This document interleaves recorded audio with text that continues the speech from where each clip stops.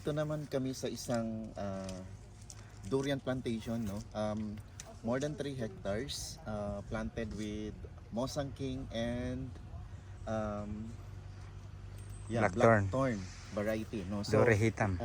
ito ay isang variety na Blackthorn, no? So kung mapapansin nyo, kaya sinabing Blackthorn kasi yung pinaka dulo nung anong prutas ay parang thorn, no? Parang tinik. Kaya thorn yung variety, no? So makita nyo yung fruiting, actually nasa period na tayo ng halos wala ng fruits kasi almost harvested na yung fruits. So eto makita nyo yung itsura kung paano mamunga yung blackthorn, no? Yung Eto. pagkatali pa, bakit So, may mga yan. tali? Yan, explain.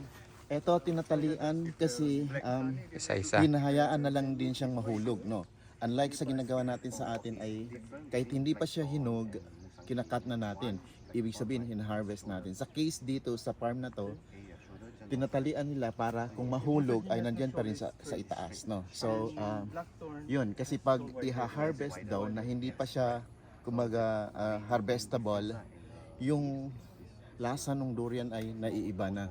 No, so yeah. So ito na yung mga fruits ng blackthorn sa mga gustong tumingin sa bunga ng blackthorn. Ito na yon.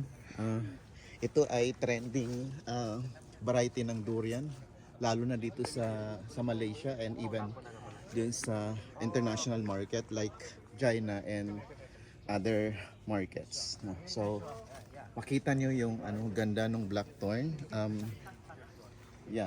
Karamihan sa mga planted na varieties dito ay Mosang King pero meron pa ring blackthorn, no? So, yeah.